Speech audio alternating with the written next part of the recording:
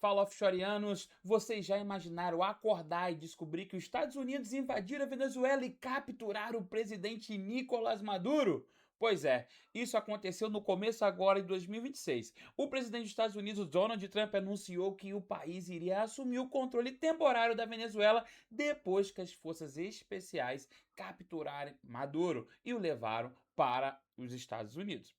Ele afirmou que o seu governo administraria o país até que haja uma transição segura, adequada e prudente, e prometeu enviar principais empresas petrolíferas norte-americanas para reconstruir a infraestrutura de petróleo da Venezuela. Mas o que isso significa para você?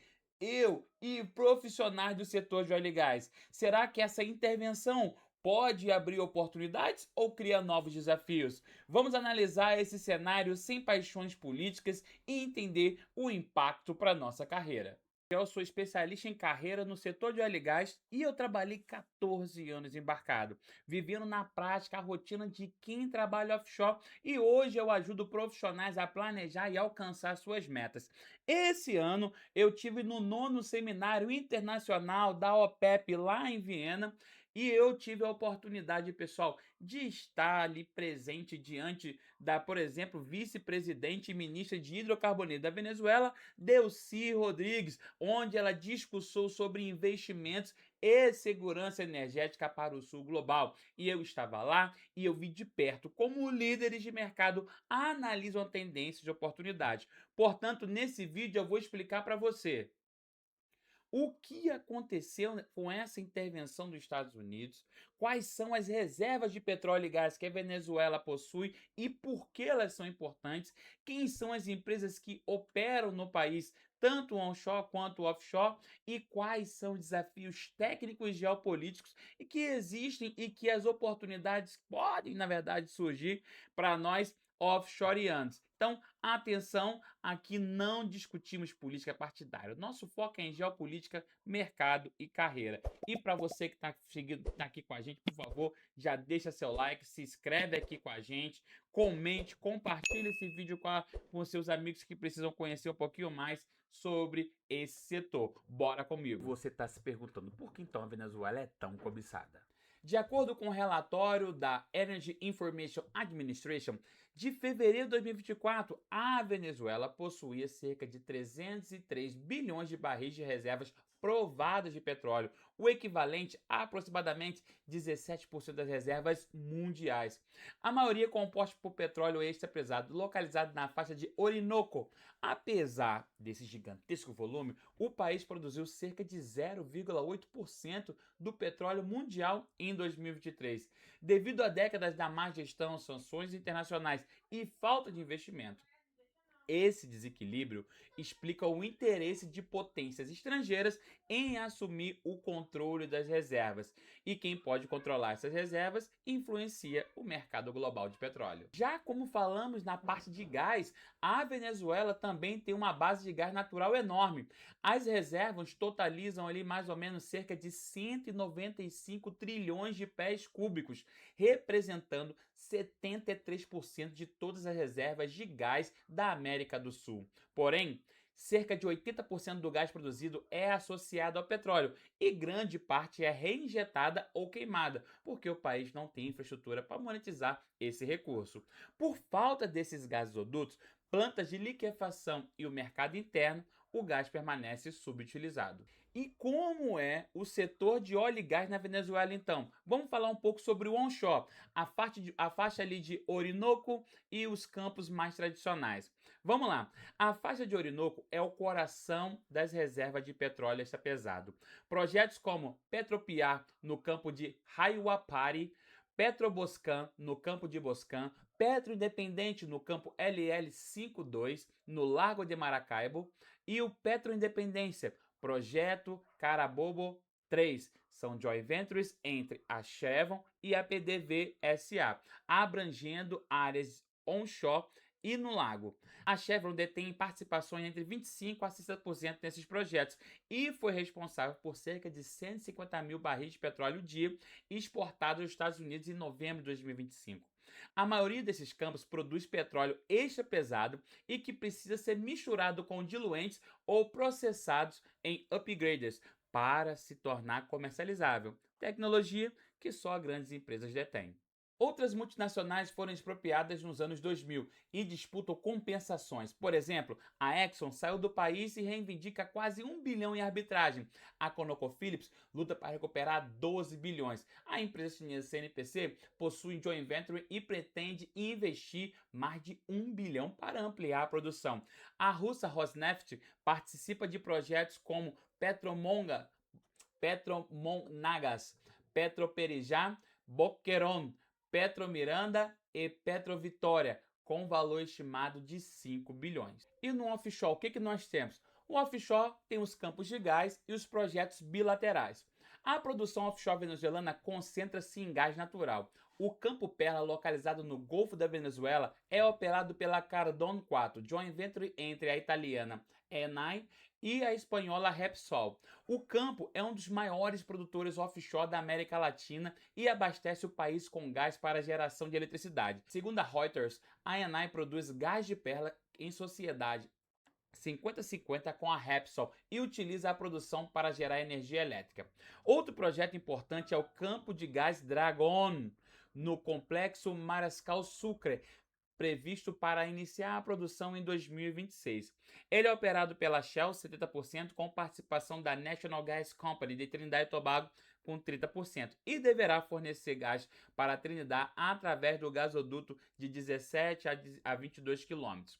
O campo conta com reservas estimadas de aproximadamente 180 milhões de metros cúbicos de gás, o que é equivalente a 4,2 trilhões de metros cúbicos, e a capacidade de produção prevista é de 1,55 bilhão de metros cúbicos por ano.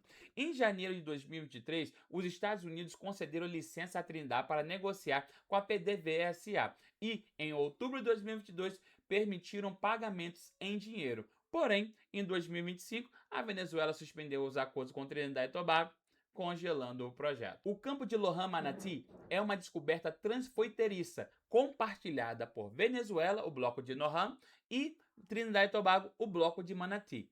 A descoberta contém cerca de 10 trilhões de pés cúbicos de gás, dos quais 7,3 estão localizados ali na área venezuelana e 2,7 em Trinidad e Tobago.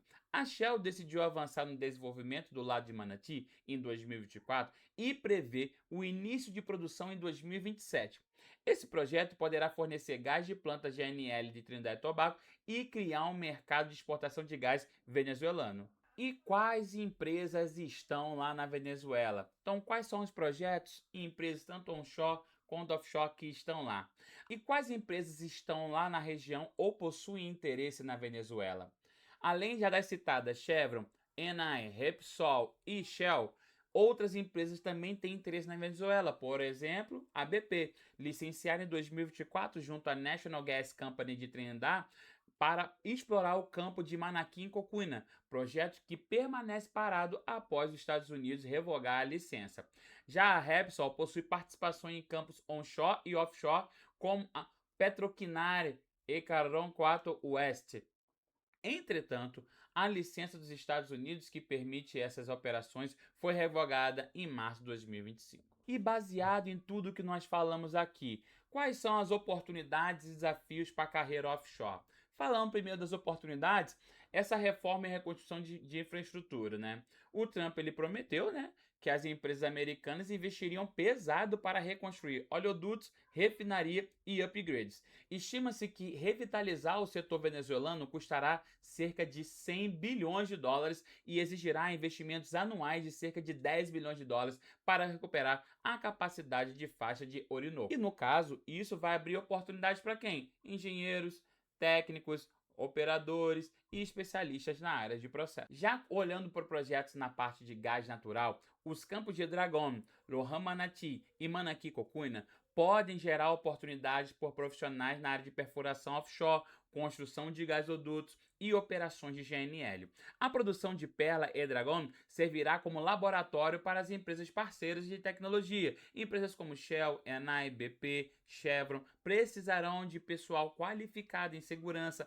automação, manutenção de plataforma e gerenciamento de projetos. Além das gigantes norte-americanas, empresas da China, Rússia, Irã e Índia estão buscando expandir seus investimentos.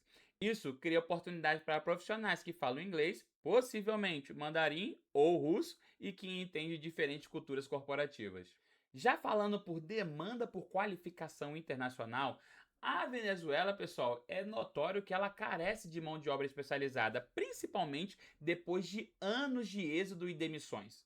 Trabalhadores brasileiros com experiência, principalmente na área de águas profundas, podem ocupar posições na área de liderança, como chefia, patrão, certificações internacionais, SCW, IWCF, API e conhecimento de gestão de CO2, ESG, transição energética, eu acredito que vão ser diferenciais. Claro que a nossa, vamos assim dizer, a capacidade que nós temos de atuar no setor de óleo e gás, principalmente olhando para águas profundas, isso aí vai trazer um grande diferencial. Então, para você que trabalha aí em navio de lançamento de linha, perfuração, produção, tendo mesmo essas oportunidades aí na Venezuela, eu acredito que a gente que trabalha aqui na América do Sul, a gente vai ter um grande, vamos dizer, diferencial para a gente estar ocupando algumas oportunidades. Agora, bora falar dos desafios? A captura de Maduro criou um vácuo no poder. Não está claro como a transição será conduzida e há risco de instabilidade. Empresas podem hesitar em investir até que haja clareza sobre a governança, contratos e principalmente regime fiscal. O histórico de expropriações, como da Exxon e ConocoPhillips, causa receio. 2. Sanções e licenças. Mesmo com a intervenção, as sanções dos Estados Unidos e de outros países não desaparecem automaticamente. O governo americano deve condicionar licenças às participações de suas empresas e podem revogar permissões, como ocorreu com a BP, Repsol e Shell. Isso torna projetos vulneráveis e a decisões políticas. Muitos campos na faixa de Orinoco e refinarias estão em estado crítico, exigindo equipamentos, diluentes e pessoal experiente. Sem investimento contínuo, a produção pode voltar a cair. 4. Questões ambientais e sociais. O desenvolvimento extra pesado gera grandes emissões e impactos ambientais. A transição energética global pressiona por redução de carbono e investimento em fontes renováveis. Profissionais precisarão equilibrar produtividade e sustentabilidade para atender os requisitos ESG. Com isso, concluímos que, para nós, futuros offshoreanos, ou para você que já é offshoreano, a invasão dos Estados Unidos na Venezuela é muito mais do que um episódio de política internacional. É um alerta de que geopolítica e carreira estão intimamente ligadas. Um país com as maiores reservas de petróleo do mundo e enorme reserva de gás passa por uma intervenção militar que pode reconfigurar o mercado, abrir portas para investimentos e criar demandas por profissionais qualificados, mas, ao mesmo tempo, permanecem os desafios de instabilidade, sanções e infraestrutura debilitada. E a minha recomendação para você é simples: mantenha-se informado sobre as mudanças políticas e geopolíticas que impactam o setor, invista em sua qualificação, especialmente em áreas que você vai ver que vai demandar no futuro, seja na parte de SD, operações em águas profundas. Faça um idioma, pelo amor de Deus. Terceiro, prepare-se para as oportunidades internacionais, ampliando seu conhecimento em inglês, quem sabe outras línguas também, certificações e networking. Gostou desse vídeo? Então deixe seu like, compartilhe com outros profissionais e inscreva-se no canal para você não perder as próximas análises. Aqui a gente fala a verdade sobre o setor de óleo e gás e mostra como você pode entrar, crescer em meio à crise e mudanças geopolíticas. Continue com a gente e até o próximo vídeo.